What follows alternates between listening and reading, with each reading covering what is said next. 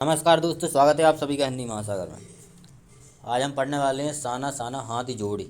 यह यात्रा साहित्य है मधु कांकरिया जी का, जो कि मध्य प्रदेश अस्पताल सहायक भर्ती के सिलेबस में लागू हुआ है। उससे पहले पढ़ने से पहले मधु कांकरिया जो लेखिका हैं उनके बारे में पढ़ लेते हैं। मधु कांकरिया जी का जन्म हुआ था 1957 में कोलकाता में। उन्होंने कोलकाता विश्वविद्यालय से अर्थशास्त्र में एमए किया, साथ ही कंप्यूटर एप्लीकेशन में डिप्लोमा भी किया।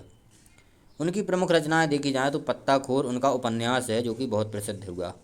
पत्ताखोर उपन्यास, सलाम आखिरी, खुले गगन के लाल सितारे, बीतते हुए और अंत में ईसु, यह उनके कहानी संग्रह हैं।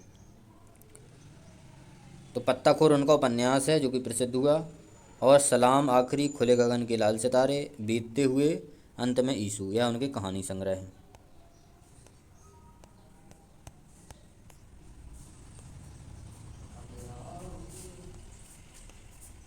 उन्होंने कई सुंदर यात्रा वृत्तांत भी लिखे।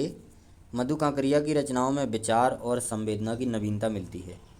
समाज में व्याप्त अनेक ज्वलंत समस्याएं, जैसे अपसंस्कृति, महानगर की घुटन, असुरक्षा के बीच युवाओं में बढ़ती नशे की आदत, लाल बत्ती इलाकों की पीड़ा आदि उनकी रचनाओं के प्रमुख विषय रहे हैं। तो यह था मन्नू भंडारी जी का परिचय। अब हम पढ़ेंगे रचना साना साना हाथ जोड़ी, मधु कांकरिया। साना साना हाथ जोड़ी का मतलब होता है कि छोटे छोटे हाथ जोड़कर मैं आपका अभिवादन करती हूँ, मतलब स्वागत करती हूँ। मतलब जो नेपाल में जो है, जब स्वागत के लिए बोला जाता है कि साना साना हाथ जोड़, माने छोटे छोटे हाथ जोड़ करके और जो है आपका स्वागत करती हूँ। रचना शुरू होती है। मैंने हैरान होकर देखा, जैसे उलट पड़ा था, सारे तारे बिखर कर नीचे टिमटिमा रहे थे। दूर ढलान लेती तराई पर सितारों के गुच्छे रोशनियों की एक झालर सी बना रहे थे। क्या था वह? वह रात में जगमगाता गैंगटॉक शहर था। तो इस सबसे पहले किस शहर का नाम आया? गैंगटॉक शहर का। रात का लेखक जो है वर्णन कर रहा है कि रात में जो है सितारे, रोशनियाँ, झालर ऐसे चमचमा रहे थे कि मानो देखने में बहुत सुंदर लग रहा था। उस शहर का नाम क्या था? तो गैंगटॉक शहर। इतिहास और वर्तमान के संधि स्थल पर खड़ा मेहनत कश बादशाहों का वह एक ऐसा शहर था जिसका सब कुछ सुंदर था, सुबह शाम रात। ये महत्वपूर्ण प्रश्न है कि गैंगटॉक शहर को लेखक ने क्या कहा? मेहनत कश बादशाहों का शहर। क्या कहा? मेहनत कश बादशाहों का शहर। किस शहर को? गैंगटॉक शहर को। और कह रहा लेखक कि जो है इसका सब कुछ सुंदर है, सुबह भी सुंदर, शाम भी सुंदर और रात भी सुंदर। किसी भी टाइम पर उस शहर में पहुंचो आपको सुंदरता ही दिखाई देगी। और रहस्यमयी सितारों भरी रात मुझ में सम्मोहन जगा रही थी, कुछ इस कदर कि उन जादू भरे क्षणों में मेरा सब कुछ स्थगित था, अर्थहीन था। मैं, मेरी चेतना, मेरा आसपास, मेरे भीतर सिर्फ शून्य था, और थी अतीन्द्रियता में डूबी रोशनी की वह जादुई झालर। धीरे धीरे एक उजास मतलब उजाला होने लगा और शून्य से फटने लगा। एक प्रार्थना होठों को छूने लगी। साना साना हाथ जोड़ गर्दहु प्रार्थना, हमरो जीवन तिमरो कौशली। यह एक क्या है? नेपाली प्रार्थना है, जिसका अर्थ होता है कि छोटे छोटे हाथ जोड़कर प्रार्थना कर रही हूँ, मेरा सारा जीवन अच्छाइयों को समर्पित हो। आज सुबह की प्रार्थना के ये बोल मैंने एक नेपाली युवती से सीखे थे। तो लेखक ने ये सुबह की प्रार्थना के बोल जो है किससे सीखे थे? एक नेपाली युवती से। सुबह हमें यूमथांग के लिए निकल पड़ना था, पर आंखें खुलते ही मैं बालकनी की तरफ भागी। यहाँ के लोगों ने बताया था कि यदि मौसम साफ हो तो बालकनी से भी कंचनजंगा दिखाई देता है, हिमालय की तीसरी सबसे बड़ी चोटी कंचनजंगा। तो वहाँ के जो शहर के लोग थे उन्होंने बताया था यदि मौसम साफ हो, मानो बादल ना हो और कोई कोहरा वगैरह ना हो, तो जो है आप बालकनी से भी कंचनजंगा देख सकती हैं। कंचनजंगा जो कि हिमालय की तीसरी सबसे बड़ी चोटी है। पर मौसम अच्छा होने के बावजूद आसमान हल्के हल्के बादलों से ढका था। पिछले वर्ष की ही तरह इस बार भी बादलों के कपाट ठाकुर जी के कपाट की तरह बंद हो गए थे। कंचनजंगा ना दिखनी थी ना दिखी, पर सामने ही रकम रकम के रंग बिरंगे मतलब अलग अलग प्रकार के रंग बिरंगे इतने सारे फूल दिखाई पड़े कि लगा फूलों की बाग में आ गई हूँ। लेखिका जो है वो कह रही हैं तो माने ऐसा लगा वहाँ पर कि जैसे फूलों की बाग में आ गई हूँ। बहरहाल गैंगटॉक से 149 किलोमीटर की दूरी पर था युमथांग। महत्वपूर्ण प्रश्न पूछा जाएगा कि गैंगटॉक से और युमथांग की दूरी कितनी थी, तो 149 किलोमीटर। युमथांग यानी घाटियाँ, सारे रास्ते हिमालय की गहनतम घाटियाँ और फूलों से लदी वादियाँ मिलेंगी। आपको ड्राइवर कम गाइड जितिन मार्गी मुझे बता रहा था। ये महत्वपूर्ण नाम है, ये लेखिका के साथ चलेगा। कौन है यह ड्राइवर कम गाइड जितिन? मतलब जो जितिन नार्गी है वो एक तो ड्राइवरी तो कर ही रहा है कार की, लेकिन वो कार की ड्राइवरी से ज़्यादा जो है वाहन की और गाइड का काम कर रहा है। गाइड का काम क्या होता है? बताना, जहाँ पर जा रहा है तो उस जगह के बारे में विशेषताएं बताना, क्या कैसा यहाँ पर रहा। तो जो उनका ड्राइवर था वो ही उन सब लेखिका को जो है इससे यहाँ के पूरे क्षेत्र के बारे में बता रहा था। मतलब वो ड्राइवर से ज़्यादा गाइड का काम कर रहा था। मैंने पूछा क्या वहाँ बर्फ़ मिलेगी? मैं बचकाने उत्साह से पूछने लगती हूँ। चलिए तो, जितिन नार्गी ने कहा, चलिए तो वहाँ पर फिर पता चलेगा। जगह जगह गदराए पाइन और धूपी के खूबसूरत नुकीले पेड़ों का जायजा लेते हुए हम पहाड़ी रास्तों पर आगे बढ़ने लगे कि एक जगह दिखाई दी। एक कतार में लगी सफ़ेद सफ़ेद बौद्ध पताकाएँ किसी ध्वज की तरह लहराती, शांति अहिंसा की प्रतीक। ये पताकाएँ जिन पर मंत्र लिखे हुए थे। नार्गी ने बताया यहाँ बुद्ध की बड़ी मान्यता है। जब भी किसी बुद्धिस्ट की मृत्यु होती है तो उसकी आत्मा की शांति के लिए शहर से दूर किसी पवित्र स्थान पर 108 श्वेत पताकाएँ फहरा दी जाती। महत्वपूर्ण प्रश्न यहाँ से बनेगा कि जब भी किसी बुद्धिस्ट की मृत्यु होती है तो क्या किया जाता है? 108 श्वेत पताकाएँ फहरा दी जाती हैं। ये बहुत ही महत्वपूर्ण फैक्ट है कि पहला तो ये प्रश्न बनेगा कि किसी बुद्धिस्ट की मृत्यु होने पर कितनी पताकाएँ लगाई जाती हैं, तो 108। फिर कलर पूछ सकता है कि किस रंग की लगाई जाती है, तो श्वेत माने सफ़ेद रंग की लगाई जाती हैं। तो यहाँ से 2 फैक्ट याद रखना है।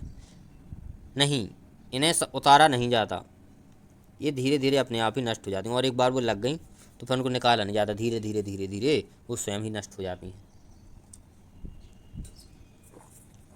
कई बार किसी नए कार्य की शुरुआत में ये पताकाएँ लगा दी जाती हैं पर वे रंगीन होती हैं। और जब कोई नया कार्य शुरू किया जाता है तो किस रंग की पताकाएँ लगाई जाती हैं? वो रंगीन होती हैं। नार्गी बोलता जा रहा था कि मेरी नज़र उसकी जीप में लगी दलाई लामा की तस्वीर पर टिकी हुई थी। कई दुकानों पर भी मैंने दलाई लामा की ऐसी तस्वीर देखी थी। हिचकोले खाती हमारी जीप थोड़ी आगे बढ़ी और लुभावनी हंसी बिखेरते हुए जितिन बताने लगा, इस जगह का नाम है कबी लोंग स्टॉक। यहाँ गाइड फिल्म की शूटिंग हुई थी। जब आगे थोड़ी और बढ़े तो लेखिका को जो उनका ड्राइवर था उसने बताया कि इस जगह का नाम क्या है? कबी लॉन्ग स्टॉक। यहाँ पर गाइड फिल्म की शूटिंग हुई थी। तो प्रश्न बनेगा कि गाइड फिल्म की शूटिंग कहाँ पर हुई थी? तो कबी लॉन्ग स्टॉक पर। इम्पॉर्टेंट फैक्ट ये भी है। तिब्बत के चीज खे बमसन ने लेपचाओ के सोमेन से कुंजतेक के साथ संधि पत्र पर यहीं हस्ताक्षर किए थे। यह जो है वहीं नेपाली नाम है, वैसी क्षेत्र की भाषा के नाम है, तो थोड़ा अजीब लग सकते हैं। कौन कौन है? तिब्बत के चीज खे बमसन और लेपचाओ के सोमेन ने से कुंजतेक के साथ संधि पत्र पर यहीं हस्ताक्षर किए थे। एक पत्थर यहाँ स्मारक के रूप में भी है।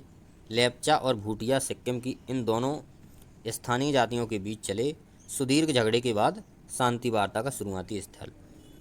तो जो वहाँ पर 2 जातियाँ थीं सिक्किम में, लेपचा और भूटिया, तो इन दोनों के बीच आपस में संघर्ष चल रहा था, जैसे कि अभी मणिपुर में चल रहा है।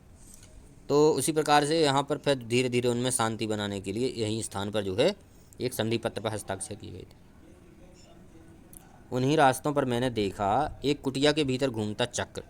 यह क्या है? नार्गी कहने लगा, मैडम यह धर्म चक्र है, प्रेयर व्हील। इसको घुमाने से सारे पाप धुल जाते हैं। क्या चाहे मैदान हो या पहाड़ हो, तमाम वैज्ञानिक प्रगतियों के बावजूद इस देश की आत्मा एक जैसी है। लोगों की आस्थाएं, विश्वास, अंधविश्वास, पाप पुण्य की अवधारणाएं और कल्पना एक जैसी है। मतलब लेखिका को लगा कि चाहे मैदानी क्षेत्र हो चाहे पहाड़ी क्षेत्र हो, और विज्ञान ने इतनी तरक्की कर ली, हर चीज़ कर ली, लेकिन पूरे देश में जो लोगों की आस्थाएं, विश्वास, अंधविश्वास, पाप पुण्य की अवधारणा सभी जगह एक सी, पूरे देश में आप चाहे जिस क्षेत्र में चले जाओ। और एक बात और यहाँ पर कि वहाँ पर कुटिया में लेखिका ने क्या देखा था, एक धर्म चक्र। और इस धर्म चक्र से होता क्या है, तो नारगी ने बताया कि इसको धर्म चक्र को घुमाने से क्या हो जाते हैं, सारे पाप धुल जाते हैं। जैसे अपने उत्तर भारत में मान्यता है कि गंगा जी में स्नान करने से अपने सारे पाप धुल जाते हैं, उसी प्रकार से वहाँ सिक्किम में यह मान्यता है कि इस जो प्रेयर व्हील है या जो धर्म चक्र है, इसको घुमाने से सारे पाप धुल जाते हैं।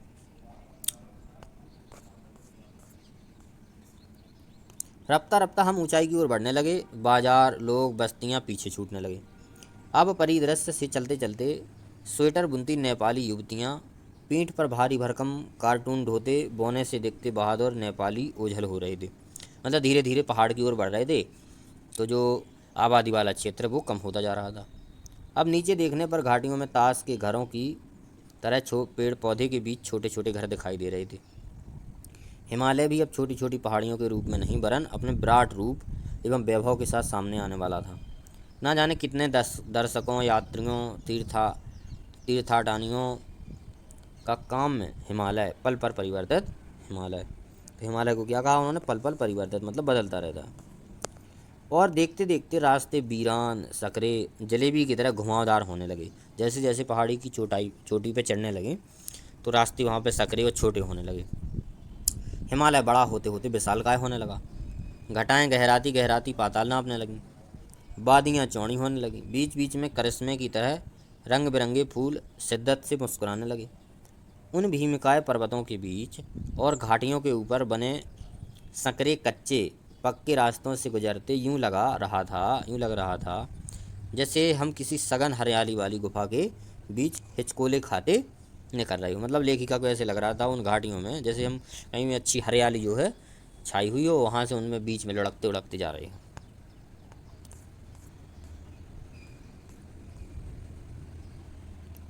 इस बिखरी असीम सुंदरता का मन पर यह प्रभाव पड़ा कि सभी सैलानी झूम झूम कर गाने लगे, सुहाना सफ़र और ये मौसम हंसी, सुहाना सफ़र और मौसम हंसी। पर मैं मौन थी। जो उनके साथ वाले और सैलानी वगैरह लोग थे वो गाने लगे, लेकिन लेखिका क्या कह रही, मैं मौन थी। कैसे, किसी ऋषि की तरह शांत थी। मैं चाहती थी इस सारे परिदृश्य को अपने भीतर भर लूं, पर मेरे भीतर कुछ बूंद बूंद पिघलने लगा था। जीप की खिड़की से मुड़की निकाल निकाल करके, मुंडी जो है जीप में खिड़की में से माने सिर निकाल करके मैं कभी कभी आसमान को छूते पर्वतों के शिखर को देखती, तो कभी ऊपर से दूध की धार की तरह झरझर गिरते जल प्रपातों को, तो कभी नीचे चिकने चिकने गुलाबी पत्थरों के बीच इठला इठला कर बहती चांदनी की तरह कौंध मारती बनी ठनी तिस्ता नदी को। तो किस नदी का नाम आया है, तीस्ता नदी, महत्वपूर्ण। चांदी की तरह कौंध मारती बनी ठनी तीस्ता नदी। सिलीगुड़ी से ही हमारे साथ यह तिस्ता नदी है, पर उसका सौंदर्य पराकाष्ठा पर था। मतलब अब जो लेखिका हैं जैसे सिलीगुड़ी निकली तो वहाँ से जो है वो नदी उनको दिखने लगी, और यहाँ तक उनकी नदी उनकी कह रही साथ है। मतलब उनको नदी जहाँ जहाँ से वो जा रही थी दिखाई दे रही थी, लेकिन जो सौंदर्य शुरुआत में था वो नहीं था अब, और उससे ज़्यादा बढ़ गया था सौंदर्य। मतलब सौंदर्य की पराकाष्ठा थी, मतलब उच्चतम शिखर पर पहुँच गया था। इतनी खूबसूरत नदी मैंने पहली बार देखी थी। मैं रोमांचित थी, पुलकित थी, और चिड़िया के पंखों की तरह हल्की थी। मेरे नगपति मेरे विशाल, मैं नगपति माने हिमालय को गाया था, मैंने हिमालय को सलामी देनी चाहिए कि तभी जीप एक जगह रुकी। खूब ऊंचाई से पूरे वेग के साथ ऊपर शिखर से गिरता फैन उगलता झरना, इसका नाम था सेवन सिस्टर्स वाटरफॉल। बहुत महत्वपूर्ण है। कौन सा झरना था, seven sisters waterfall. Seven sister जो पूर्वोत्तर के राज्य हैं उनको कहा जाता है। फ्लैश चमकने लगे। सभी सैलानी इन खूबसूरत लम्हों की रंगत को कैमरे में कैद करने में मशगूल हो गए। तो कौन सा वाटरफॉल था, सेवन सिस्टर्स वाटरफॉल। आदिम युग की किसी अभिशप्त राजकुमारी सी मैं भी नीचे बिखरे भारी भरकम पत्थरों पर बैठ झरने के संगीत के साथ ही आत्मा का संगीत सुनने लगी। थोड़ी देर बाद मैं ही बहती जलधारा में पाँव डुबोया तो भीतर तक भीग गई। मन काव्यमय हो उठा, सत्य और सौंदर्य को छूने लगा। मतलब वहाँ पर बैठ करके और झरने का आनंद देखने का पानी का लेने लगी। जीवन की अनंतता का प्रतीक है वह झरना। उन अद्भुत अनूठे क्षणों में मुझ में जीवन का की शक्ति का एहसास हो रहा था। इस कदर प्रतीत हुआ कि जैसे मैं स्वयं भी देश और काल की सरहदों से दूर बहती धारा बन बहने लगी हूँ। भीतर की सारी तामसिकताएं और दुष्ट वासनाएं इस निर्मल धारा में बह गईं। मन हुआ कि अनंत समय तक ऐसे ही बहती रहूं, सुनती रहूं इस झरने की पुकार। पर जितेन मुझे ठेलने लगा, आगे इससे भी सुंदर नज़ारे मिलेंगे। मतलब उस झरने के पास पत्थर पर बैठकर वो पूरी तरह से बिल्कुल खो गई थी कि यहीं बैठी रहूं, और बहुत सुंदर उनका मन वहाँ पर लग गया। लेकिन उनके जो जितेन नार के ड्राइवर साहब थे, उन्होंने कहा कि चलो भाई, आगे इससे और भी सुंदर दो स्थान देखने को मिलेंगे। अनमनी सी मैं उठी। थोड़ी देर बाद ही फिर वही नज़ारे आँखों और आत्मा को सुख देने वाले। कहीं चटक हरे रंग का मोटा कालीन ओढ़े, तो कहीं हल्का पीला लिए, तो कहीं पलस्तर उखड़ी दीवार की तरह पथरीला, और देखते ही देखते परिदृश्य से सब छूमंतर, जैसे किसी ने जादू की छड़ी घुमा दी हो। पर सब पर बादलों की एक मोटी चादर, सब कुछ बादलमय। जैसे जैसे ऊपर जा रही थी तो वहाँ पर सब कुछ अब उन्हें जो है बादल के समान दिखाई देने लगा।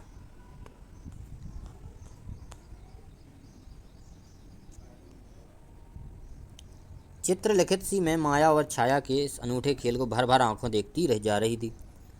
प्रकृति जैसी मुझे सयानी बनाने के लिए जीवन रहस्यों का उद्घाटन करने पर तुली हुई थी। धीरे धीरे धुंध की चादर छोटी छटी, थोड़ी छटी। अब वहाँ पहाड़ नहीं, दो विपरीत दिशाओं से आते छाया पहाड़ थे। थोड़ी देर बाद ही वे छाया पहाड़ अपने श्रेष्ठतम रूप में मेरे सामने थे। जीप थोड़ी देर के लिए रुकवा दी थी। मैंने गर्दन घुमाई। सब ओर जैसे जन्नत बिखरी पड़ी थी। नज़रों के छोर तक खूबसूरती ही खूबसूरती। अपने को निरंतर दे देने की अनुभूति कराते पर्वत, झरने, फूलों, घाटियों और वादियों के दुर्लभ नज़ारे। वहीं कहीं लिखा था थिंक ग्रीन, मतलब हरा सोचें।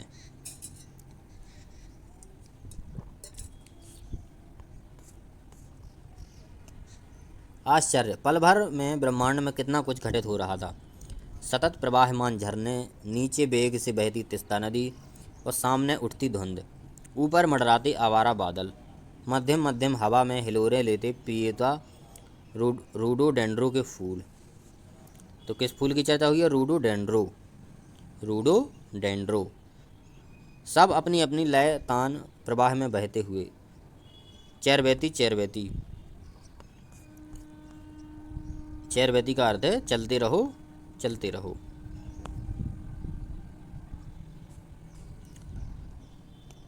और इस समय सतत प्रवाह में तिनके से हमारा वजूद जो है बहता जा रहा था। पहली बार एहसास हुआ जीवन का आनंद यही चलायमान सौंदर्य है। बहुत महत्वपूर्ण कोटेशन है।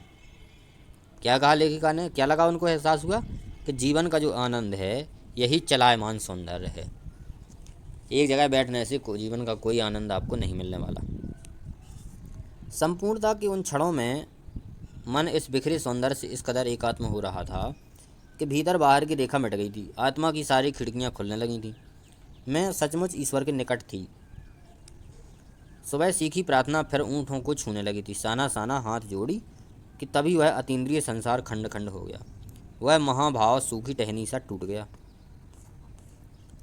दरअसल मैं मंत्रमुग्ध सी तंद्रिल अवस्था में खड़ी थोड़ी देर दूर तक निकल आई थी कि अचानक पाँवों पर ब्रेक सी लगी।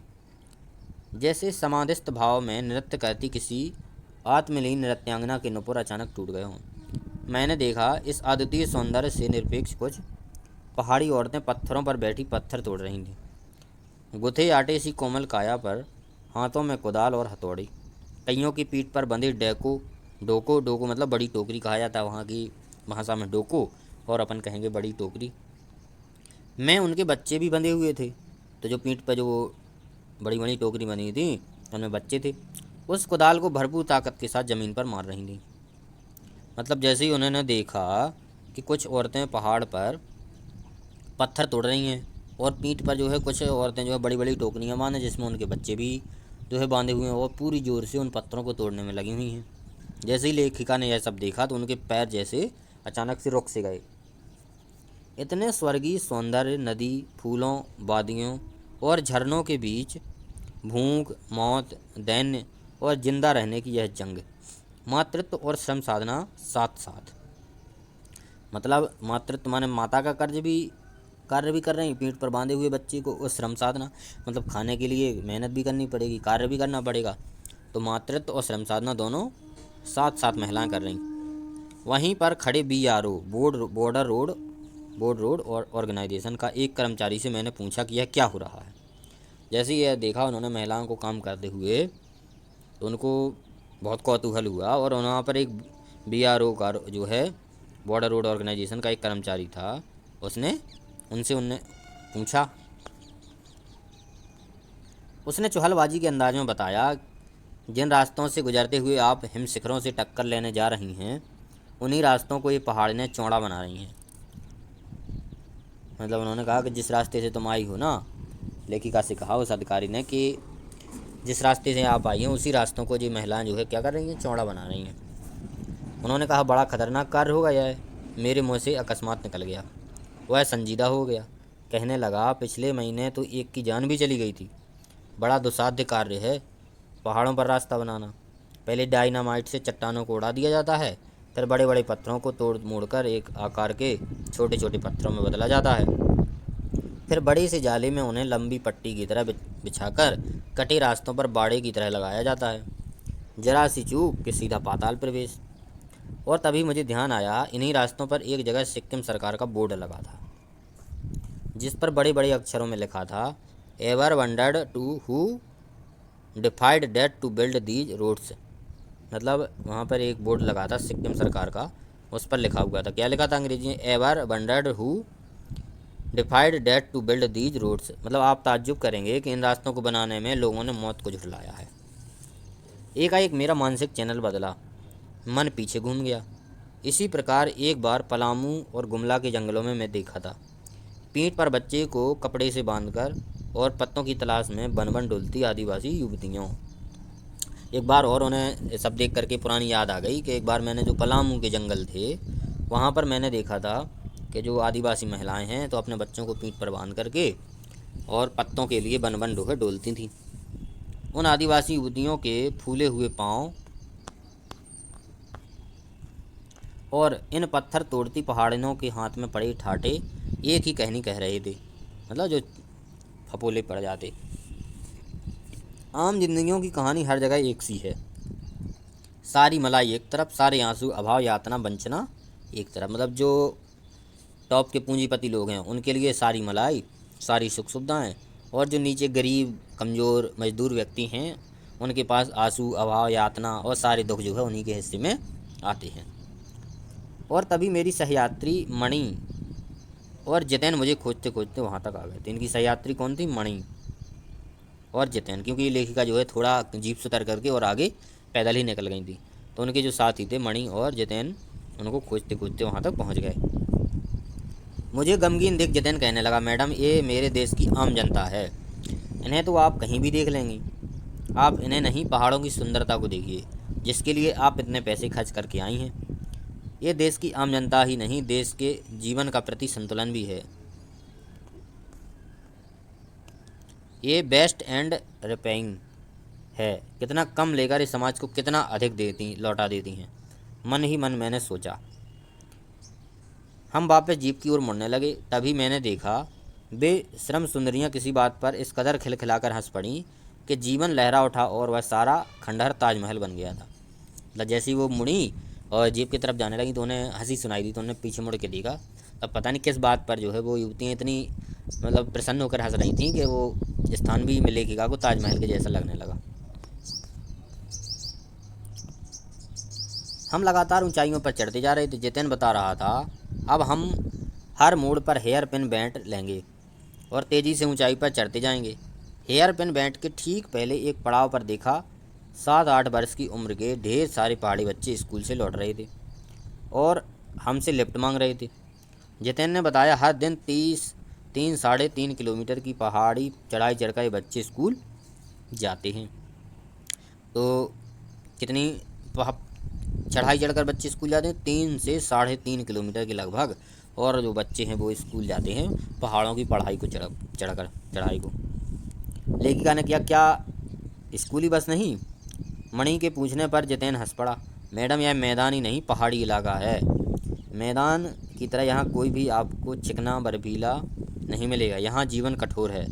जीवन से नीचे तराई में ले देकर एक ही स्कूल है और दूर दूर से बच्चे उसी स्कूल में जाते हैं। और सिर्फ पढ़ते ही नहीं, इनमें से अधिकांश शाम के समय अपनी माँओं के साथ मवेशियों को भी चराते हैं, पानी भरते हैं, जंगल से लकड़ियों के भारी भारी गट्ठर ढोते हैं। मैंने खुद भी ढोए थे। खतरा अब धीरे धीरे बढ़ने लगा था। रास्ते भी सक्रिय होते जा रहे थे। कई बार लगता जैसे रास्तों को इंच टेप से नापकर एक जीप के जितना ही चौड़ा बनाया गया है। मतलब उन्होंने बताया कि वहाँ पर एक ही स्कूल है तराई में, जिस पर जो है बच्चे जाते हैं पढ़ने के लिए और शाम को अपनी माताओं के साथ जो है लकड़ियाँ भी जंगल से ढोते हैं। और जतिन ने बताया कि मैं भी जो है जब छोटा था तो यही सब काम करता था।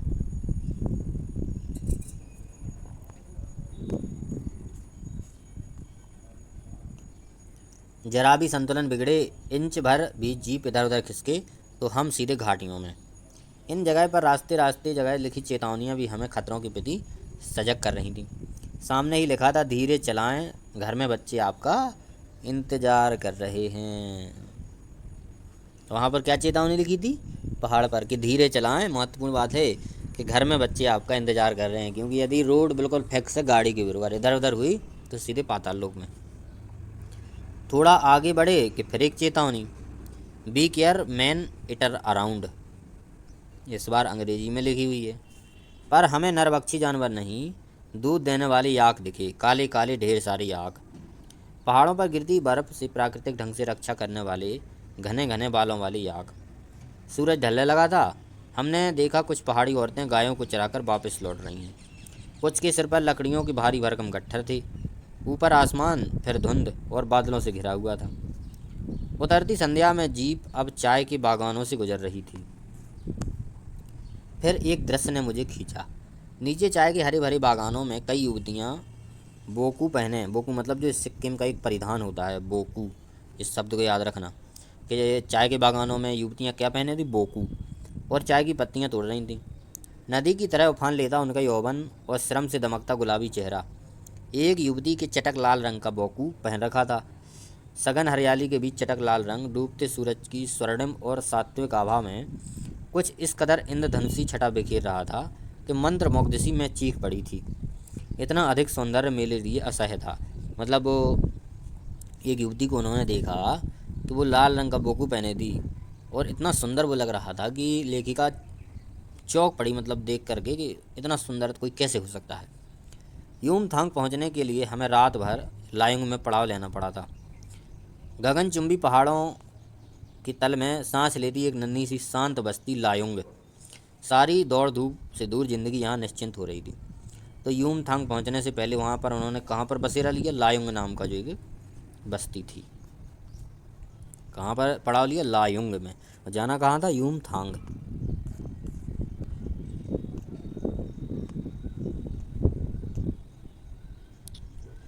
उसी लायुंग में हम ठहरे थे, तिस्ता नदी के तीर पर बसे लकड़ी के एक छोटे से घर में। मुंह हाथ धोकर मैं तुरंत ही तिस्ता नदी के किनारे बिखरे पत्थरों पर बैठ गई थी। सामने बहुत ऊपर से बहता झरना नीचे कलकल बहती तिस्ता में मिल रहा था। मध्यम मध्यम हवा चल रही थी। पेड़ पौधे झूम रहे थे। गहरे बादलों की परत ने चांद को ढक रखा था। बाहर परिंदे और लोग अपने घरों के कर लौट रहे थे। वातावरण में अद्भुत शांति थी। मंदिर की घंटियों सी, घुंघरुओं की झुंझुनाहट सी आंखें अनायास भर आईं। ज्ञान का नन्हा सा बोधि सत्व जैसे भीतर उगने लगा। वहीं सुख शांति और सुकून है जहाँ अखंडित संपूर्णता है। जैसे पेड़ पौधे पशु आदमी सब अपनी लय ताल और गति में हैं। हमारी पीढ़ी ने प्रकृति की इस लय ताल गति से खिलवाड़ कर अक्षम्य अपराध किया है। हिमालय अब मेरे लिए कविता ही नहीं दर्शन बन गया है। बहुत महत्वपूर्ण बात कही उन्होंने। तो लेखिका का कथन है कि हिमालय अब मेरे लिए कविता ही नहीं क्या बन गया है? दर्शन बन गया है। और उनको ये दुख है कि जो है आज की पीढ़ी ने प्रकृति के साथ खिलवाड़ कर करके, जंगलों को काट करके, और जो प्रकृति का सुंदरता है, प्रकृति की सुंदरता है, उसको नष्ट कर दिया है।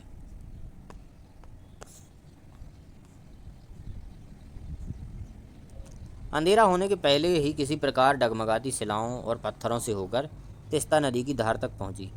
बहते पानी को अंजलि में भरा तो अतीत भीतर धड़कने लगा। स्मृति में कौंधा। हमारे यहाँ जल को हाथ में लेकर संकल्प किया जाता है। क्या संकल्प करूं? पर मैं संकल्प की स्थिति में नहीं थी। भीतर थी एक प्रार्थना, एक कमज़ोर व्यक्ति की प्रार्थना। भीतर का सारा हलाहल माने विष होता है, सारी तामसिकताएं बह जाएं इसी नदी धारा में। रात धीरे धीरे गहराने लगी। हिमालय ने काला कंबल ओढ़ लिया था। जितेन ने लकड़ी के बने खिलौने से उस छोटे से गेस्ट हाउस में गाने की तेज धुन पर जब अपने संगी साथियों के साथ नाचना शुरू किया तो देखते देखते एक आदम रात्रि की महक सी, परियों की कहानी सी मोहक वह रात महक उठी। मस्ती और मादकता का ऐसा संक्रमण हुआ कि एक एक कर हम सभी सैलानी गोल गोल घेरा बनाकर नाचने लगे। मेरी 50 वर्षीय सहेली मणि ने कुमारियों को भी मात दी करते हुए वो जानदार नृत्य प्रस्तुत किया कि हम सब अवाक रह गए। कितना आनंद भरा था उसके भीतर, कहाँ से आता इतना आनंद। मतलब जब लकड़ी से बने उस यंत्र को ना जितेन ने गाना बजाना शुरू किया तो सारे जो लोग थे वो धीरे धीरे सभी ने क्या करना, नाचना शुरू कर दिया। और जो लेखिका की साथी मणि थी वो भी जो इतनी भाव विभोर होकर नाचने लगी। और 50 वर्ष की उम्र हो चुकी थी कि जो लड़कियां थीं और उनके नाचने में कोई उनको अंतर नहीं आ रहा, वो भी पूरे फुल आनंद से नाच रही थी। अब लायोंगे की सुबह जहाँ पर ठहरी थी वहाँ पर सुबह बेहद शांत और सुरम्य, तिस्ता नदी की शांत धारा के समान ही कल कल कर बहती हुई। अधिकतर लोगों की जीविका का साधन पहाड़ी आलू, धान की खेती और दारू का व्यापार था। सुबह मैं अकेले ही टहलने निकल गई थी। मैंने उम्मीद की थी यहाँ मुझे बर्फ़ मिलेगी, पर अप्रैल के शुरुआत महीने में यहाँ बर्फ़ का एक कतरा भी नहीं था। यद्यपि हम सी लेवल से 14,000 फीट की ऊंचाई पर थे। सी माने समुद्र के लेवल से कितनी ऊंचाई पर? 14,000 फीट की ऊंचाई पर। मैं बर्फ़ देखने के लिए बेचैन थी। हम मैदानों से आए लोगों के लिए बर्फ़ से ढकी पहाड़ किसी जन्नत से कम नहीं होते। वहीं घूमते हुए एक सिक्किमी नवयुवक ने मुझे बताया कि प्रदूषण के चलते स्नोफॉल लगातार कम होती जा रही है, पर यदि मैं कटाव चली जाऊं तो मुझे वहां सर्तिया बर्फ़ मिल जाएगी। कटाव यानी भारत का स्विट्ज़रलैंड, बहुत महत्वपूर्ण फैक्ट है। तो भारत का स्विट्ज़रलैंड किसे कहा लेखिका ने? कटाव। कटाव जो स्थान है एक वहाँ का सिक्किम का, उसे भारत का स्विट्ज़रलैंड कहा। तो वहाँ पे एक नवयुवक ने बताया यदि आप कटाव चले जाओ तो वहाँ पर आपको जो है बर्फ़ मिल सकती है देखने को। कटाव जो अभी तक टूरिस्ट स्पॉट नहीं बनने के कारण सुर्खियों में नहीं आया था और अपने प्राकृतिक स्वरूप में था। कटाव जो लायोंग से 500 फीट ऊंचाई पर था। करीब 2 घंटे का सफ़र था। वह नवयुवक मुझसे बतिया रहा था। उसकी घरवाली अपनी छोटे से लकड़ी के घर के बाहर हमें उत्सुकतापूर्वक देख रही थी कि तभी गाय ने आकर बाहर थैले में रखा उसका महुआ गुडुप कर लिया। मीठी झिड़कियाँ देकर उसने गाय को भगा दिया। उम्मीद, आवेश और उत्तेजना के साथ अब हमारा सफ़र कटाव की ओर। कटाव का रास्ता खतरनाक था, उस पर धुंध और बारिश थी। तो उस नवयुवक ने बताया कि कटाव जाओ यदि बर्फ़ देखना है। तो लेखिका ने कटाव जाने का सफ़र शुरू कर दिया।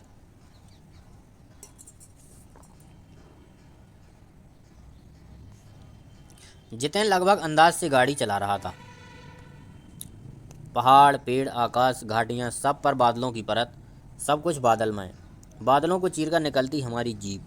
खतरनाक रास्तों के एहसास ने हमें मौन कर दिया था और उस पर बारिश, ऊपर से बारिश हो रही। एक चूक और सब खल्लास।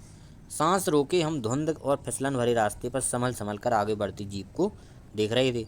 हमारी सांस लेने की आवाज़ों के सिवाय आसपास जीवन का कोई पता नहीं था। फिर नज़र पड़ी बड़े बड़े शब्दों में लिखी एक चेतावनी पर, if you are married, divorce speed. इस थोड़ी ही दूर आगे बढ़े कि फिर एक चेतावनी लिखी थी, दुर्घटना से देर भली, सावधानी से मौत टली। तो ये महत्वपूर्ण दो चेतावनी जो है कटाव जाते हुए मिली। If you are married, divorce speed से चलो, और दूसरी लिखी चेतावनी कि दुर्घटना से देर भली और सावधानी से मौत टली। करीब आधे रास्ते बाद धुंध छटी और साथ ही सृष्टि हमारे बीच फैला सन्नाटा भी हटा। नार्गे उत्साहित होकर कहने लगा, कटाव हिंदुस्तान का स्विट्ज़रलैंड है। मेरी सहेली मणि स्विट्ज़रलैंड घुमाई थी। उसने तुरंत इसका प्रतिवाद किया, नहीं, स्विट्ज़रलैंड भी इतनी ऊंचाई पर नहीं है और ना ही इतना सुंदर।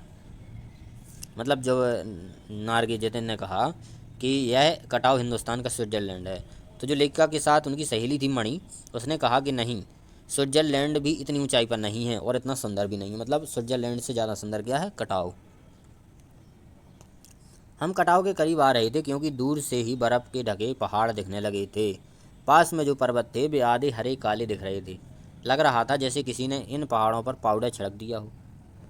कहीं पाउडर बची रह गई हो, कहीं वह धूप में बह गई हो। नार्गी ने उत्तेजित होकर कहा, देखिए एकदम ताज़ा बर्फ़ है, लगता है रात में गिरी है यह बर्फ़। थोड़ा और आगे बढ़ने पर अब हमें पूरी तरह बर्फ़ से ढके पहाड़ दिख रहे थे, सावन के झाग की तरह सब गिरी हुई बर्फ़। मैं जीप की खिड़की से मुंडी निकाल निकाल कर दूर तक देख रही थी चांदी से चमकते पहाड़ों को। मतलब जब वे बर्फ़ देखना थी उनको तो कटाव की तरफ गई, तो कटाव पहुंची तो वहाँ पर उन्हें वास्तव में बर्फ़ ही बर्फ़ देखने को मिल गई। क्योंकि उस समय जब लेखिका गई थी तो उस समय पर कटाव ज़्यादा उतना हाईलाइट नहीं था, मतलब टूरिस्ट स्पॉट नहीं था, तो वहाँ पर लोग कम जाते थे। और जहाँ पर लोग कम जाते हैं वहीं पर जो है प्रकृति की सुंदरता देखने को मिलती है। क्योंकि नहीं तो जहाँ पर लोग गए तो वहाँ पर प्रकृति की सुंदरता धीरे धीरे कम होने लगती है और अतिक्रमण लोग करने लगते हैं। एकाएक जितेन ने पूछा, कैसा लग रहा है? मैंने जवाब दिया, राम रोछो। वह उछल पड़ा, अरे यह नेपाली बोली कहाँ से सीखी?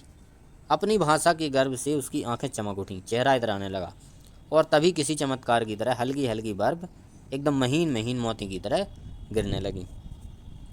तिमरो माया सेंधो मलाई सताऊच, तुम्हारा प्यार मुझे सदैव रुलाता है। यह नेपाली भाषा का लाइन वहाँ ने बोली कि तिमरो माया सेंधो मलाई सताऊच, मतलब तुम्हारा प्यार मुझे सदैव रुलाता है। चहूँ और बिखरी यह बर्फीली सुंदरता जितेन के मन पर भी थाप लगाने लगी थी। प्रेम की झील में तैरते हुए झूम झूम गाने लगा था वह। हम सभी सैलानी अब जीप से उतरकर बर्फ़ पर कूदने लगे थे। यहाँ बर्फ़ सर्वाधिक थी, घुटनों तक नरम नरम बर्फ़, और ऊपर आसमान बर्फ़ से ढके पहाड़ एक हो रहे थे। कई सैलानी बर्फ़ पर लेटकर और लम्हे की रंगत को कैमरे में कैद करने लगे।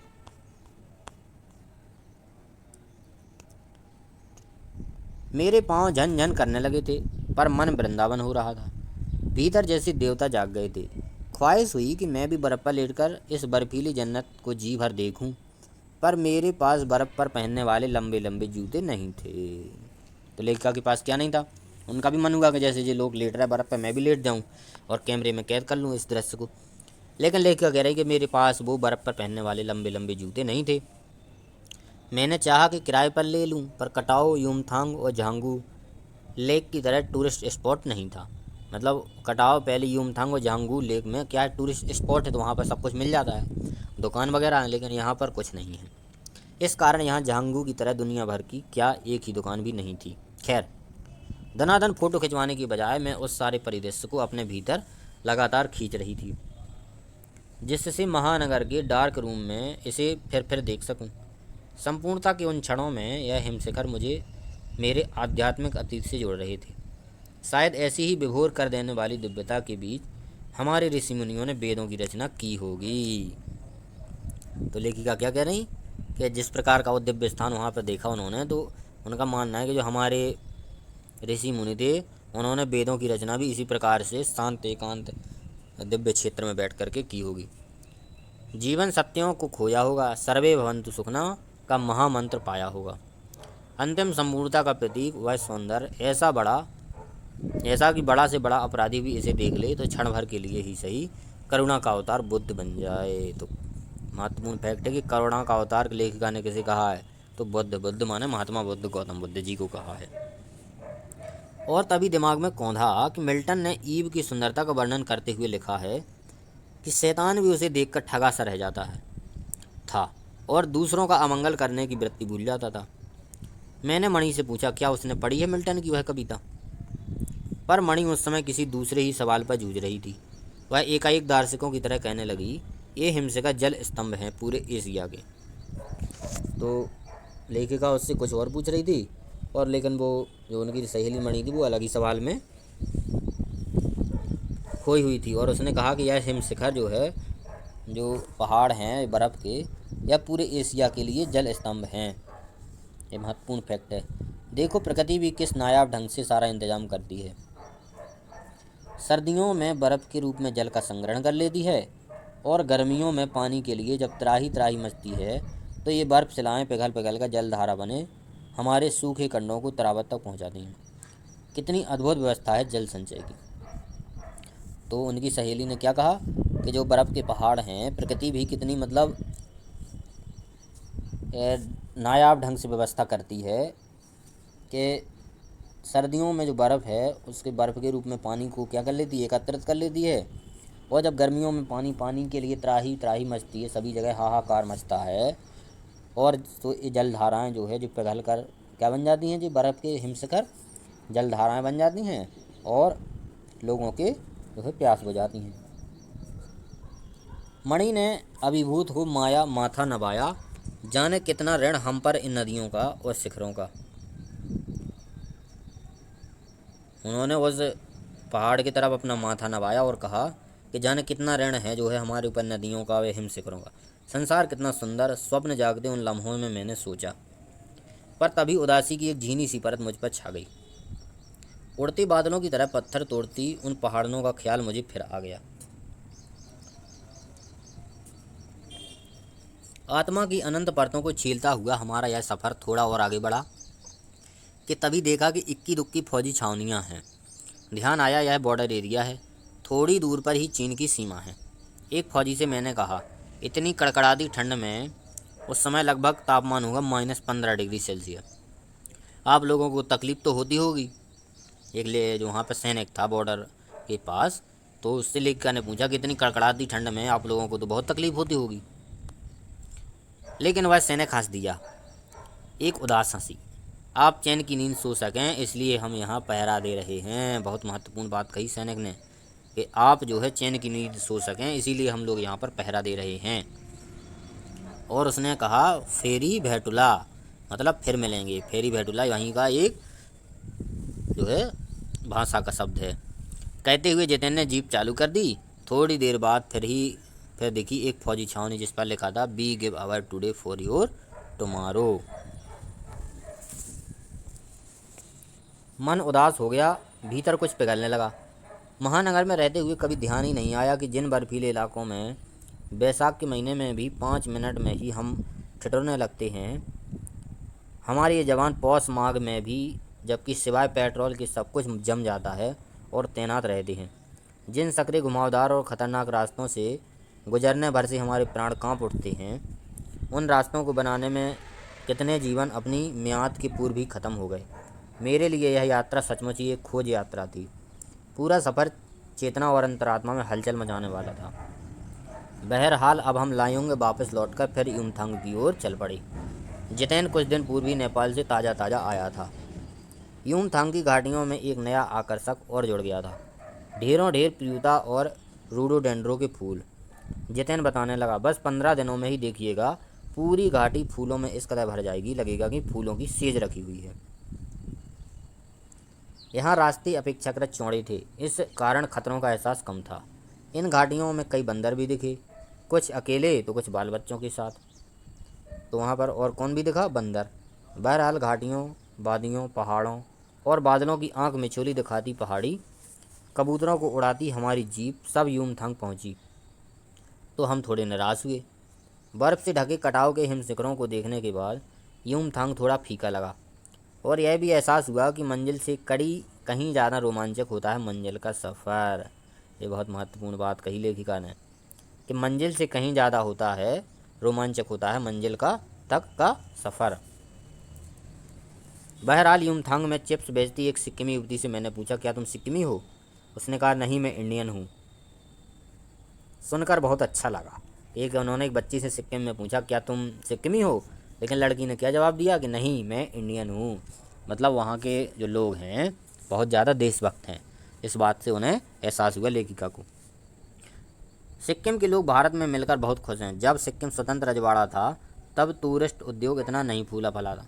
अब हर एक सिक्किमी भारतीय आबो हवा में इस कदर घुल मिल गया कि लगता ही नहीं कभी सिक्किम भारत में नहीं था। जीप में बैठने को हुए कि एक पहाड़ी कुत्ते ने रास्ता काट दिया। मणि ने बताया, ये पहाड़ी कुत्ते हैं, ये भौंकते नहीं हैं, सिर्फ चांदनी रात में ही भौंकते हैं। तो पहाड़ी कुत्ते कब भौंकते हैं? सिर्फ चांदनी रात में। किसने बताया? नार्गे ने। क्या विस्मय और आत्मविश्वास से मैं उसे सुनती रही। क्या समुद्र की तरह कुत्तों पर भी पूर्णिमा की चांदनी कामनाओं का ज्वार भाटा जगाती है? खैर, लौटती यात्रा में भी जीप विजेतैन हमें रकम रकम की जानकारियाँ देता रहा, माने स्थान स्थान की जानकारियाँ देता रहा। मैडम, यहाँ एक पत्थर है जिस पर गुरु नानक के फुटप्रिंट हैं। कहते हैं यहाँ गुरु नानक की थाली में थोड़े से चावल छिटक कर बाहर गिर गए थे। जिस जगह चावल छिटक कर गिरे थे वहाँ चावल की खेती होती है। और करीब 3-4 किलोमीटर बाद ही फिर उसने उंगली दिखाई। मैडम, इसे खेदुम कहते हैं। यह लगभग 1 किलोमीटर का एरिया है। यहाँ देवी देवताओं का निवास है। यहाँ जो गंदगी फैलाएगा वह मर जाएगा। तुम लोग पहाड़ पर गंदगी नहीं फैलाते? मैडम ने पूछा। उसने जीभ निकालते हुए कहा, नहीं मैडम, पहाड़, नदी, झरने, हम इनकी पूजा करते हैं। इन्हें गंदा करेंगे तो हम मर जाएंगे। तभी गैंगटोक इतना सुंदर है, लेखिका ने कहा। गैंगटॉक नहीं मैडम, गंतोक कहिए। इसका असली नाम गंतोक है। गंतोक का मतलब है पहाड़। तो नारगे ने गंगटोक का असली नाम क्या बताया? गंतोक।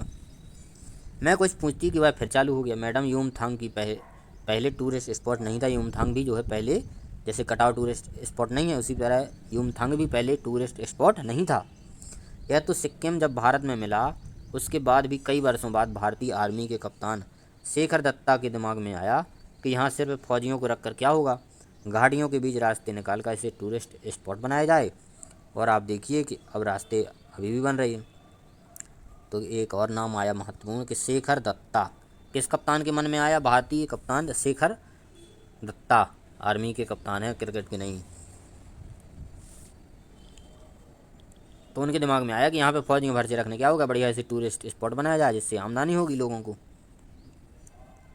हाँ, रास्ते अभी भी बन रहे हैं, नए नए स्थानों की खोज अभी भी जारी है।